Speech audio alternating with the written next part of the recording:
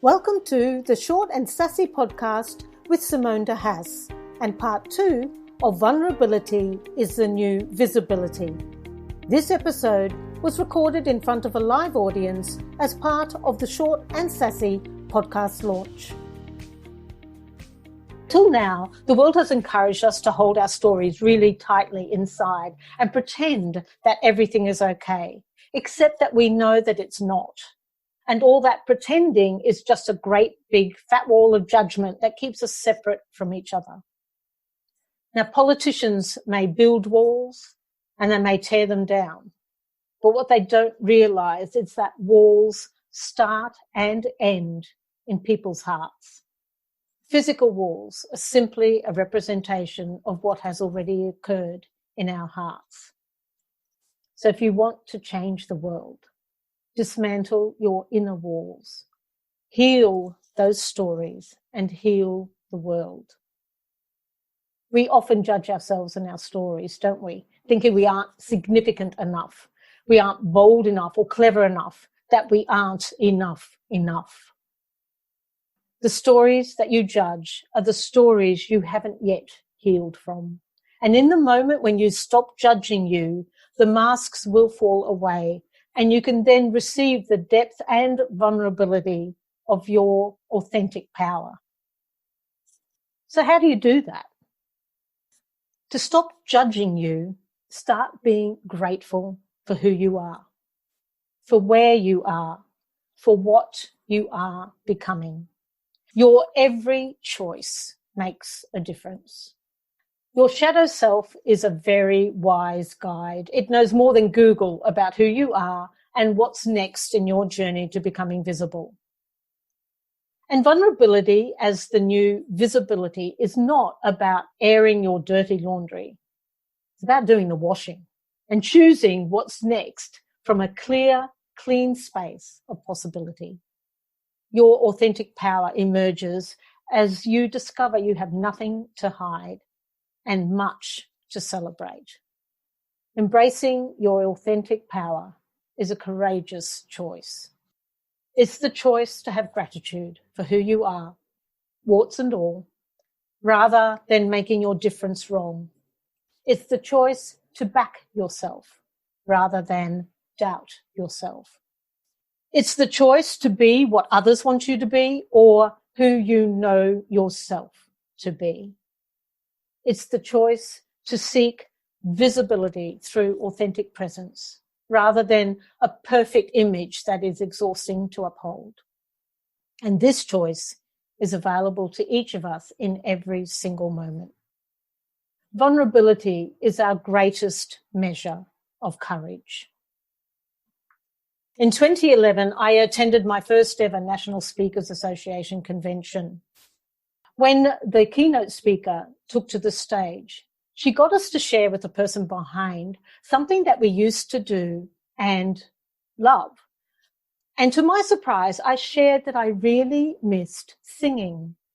As a music theatre performer, singing on stage has always been part of my story, part of what made me me.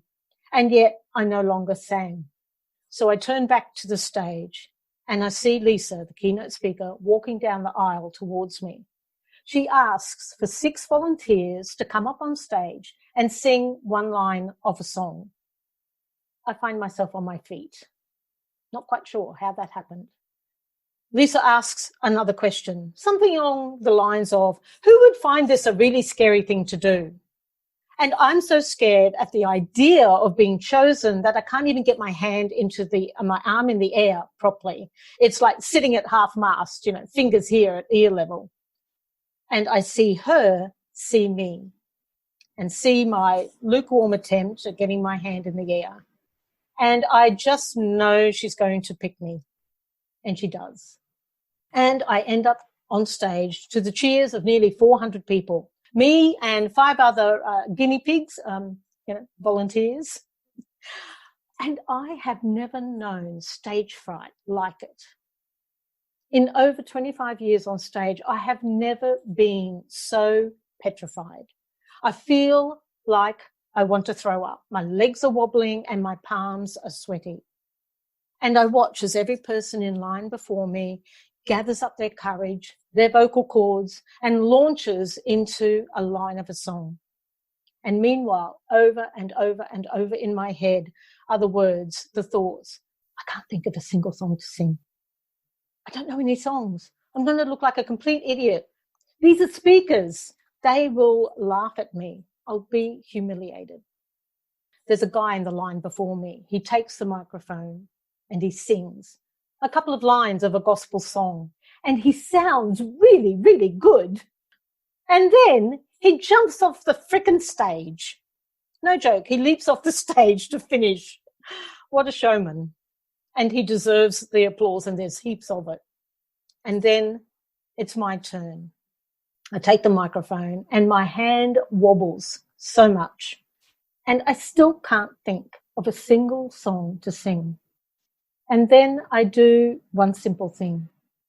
I take one step forward towards the audience, towards the fear.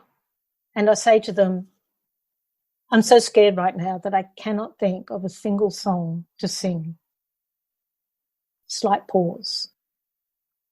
And then a song drops in. A song sent from the universe. A song sent to save me and help me face my fears. And I add, I've just thought of one. If you know it, sing along. And I start to sing. Amazing